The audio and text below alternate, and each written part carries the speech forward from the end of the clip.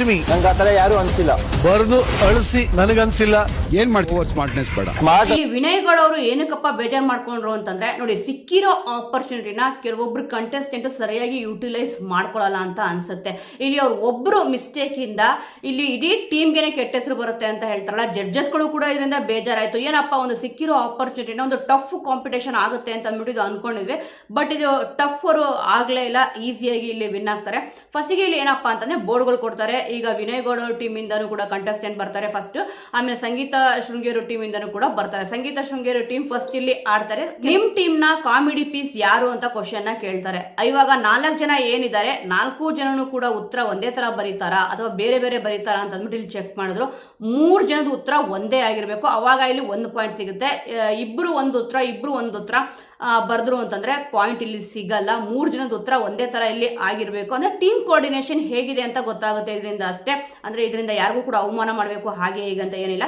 Simple question. ಇದನ್ನ big boss ಅಲ್ಲಿ ನೀವು ಆಲ್ರೆಡಿ ನೋಡಿರ್ತೀರಾ, ಎಷ್ಟೊಂದು ಸೀಸನ್ ಗಳಲ್ಲಿ ಈ ತರ ಕ್ವಶನ್ ಗಳನ್ನ ಇಲ್ಲಿ ಕೇಳಿದ್ದಾರೆ. ನಿಮ್ ಟೀಮ್ ನ ಸುಳ್ಳಿನ ಸರದಾರ ಯಾರು ಅಂತ ಅಂದ್ಬಿಟ್ಟು ನೋಡಿ, 3 ಜನ ಉತ್ತರ ಒಂದೇ ಆಗಿರ್ಬೇಕು. ಇಬ್ರು ಒಂದು ಉತ್ತರ ಕೊಟ್ರು ಅಂತಂದ್ರೆ ಪಾಯಿಂಟ್ಸ್ ಬರಲ್ಲ ಇಲ್ಲಿ.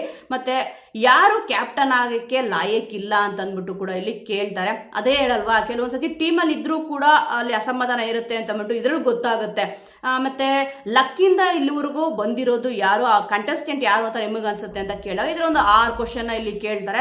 ಅದರಲ್ಲಿ ಸರಿಯಾಗಿ ಉತ್ತರ ಕೊಡೋದು ಎಷ್ಟಪ್ಪ ಅಂದ್ರೆ 4 ಪ್ರಶ್ನೆಗಳಿಗೆ ಸಂಗೀತ ಶೃಂಗೇರಿ ಟೀಮು ಕರೆಕ್ಟ್ ಆಗಿ ಉತ್ತರ ಕೊಡ್ತಾರೆ. ಆದ್ರೆ ವಿನಯ್ ಗೌಡ ಅವ್ರ ಟೀಮ್ ಬಂದಾಗ ಏನಾಗುತ್ತೆ ಅಂತಂದ್ರೆ, ಲಿಖಿತ್ ಅವರು ಸ್ವಲ್ಪ ಓವರ್ ಸ್ಮಾರ್ಟ್ ಆಗ್ತಾರೆ. ಇಲ್ಲಿ ಮೊದಲನೇ ಕ್ವಶನ್ ಕೇಳಿದಾಗ ತುಂಬಾ ಚೆನ್ನಾಗಿ ಆನ್ಸರ್ ಮಾಡ್ತಾರೆ. 2ನೇ ಕ್ವಶನ್ ಕೇಳಿದಾಗ ಏನಾಗುತ್ತೆ ಅಂತಂದ್ರೆ, ಇಲ್ಲಿ ಓವರ್ ಸ್ಮಾರ್ಟ್ನೆಸ್ ತೋರಿಸಿದಾಗ ಬೇಜಾರಾಗುತ್ತೆ.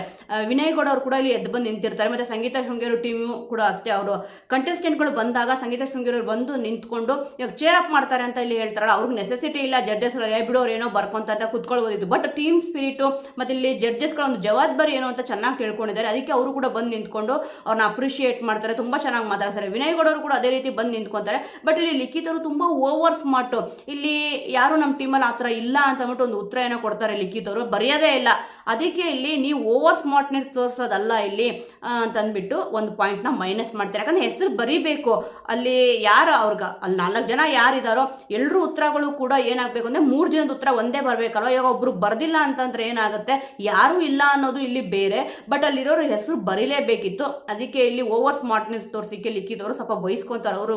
ಅವರು ಹೇಳ್ತಾರೆ, ಹೌದು ನಾನು ತುಂಬಾ ಇಲ್ಲಿ ಓವರ್ ಆಗಿ ಥಿಂಕ್ ಮಾಡ್ಬಿಟ್ಟೆ ಅಂತ ಅಂದ್ಬಿಟ್ಟು. ಈ ತರ ಏನಾಗುತ್ತೆ ಅಂತ ಒಂದು ಸಿಕ್ಕಿರೋ ಆಪರ್ಚುನಿಟಿ ಒಬ್ಬರಿಂದ ನೋಡಿ ಇಲ್ಲಿ ಟೀಮ್ಗೆ ಫುಲ್ ಕೆಟ್ಟ ಹೆಸರೇ ಬರುತ್ತೆ. ಇಲ್ಲಿ ಜಡ್ಜಸ್ಗಳು ಕೂಡ ಇಲ್ಲಿ ಅದೇ ಹೇಳ್ತಾರೆ, ತುಂಬಾ ಓವರ್ ಸ್ಮಾರ್ಟ್ನೆಸ್ ಬೇಕಾಗಿರ್ಲಿಲ್ಲ ಅಂತ ಅಂದ್ಬಿಟ್ಟು. ಅದಕ್ಕೆ ಇಲ್ಲಿ -1 ಪಾಯಿಂಟ್ ಆಗುತ್ತೆ. ಅದಕ್ಕೆ ಈಸಿಯಾಗಿ ಸಂಗೀತ ಶೃಂಗೇರಿ ಟೀಮ್ ಗೆಲ್ಲುತ್ತೆ.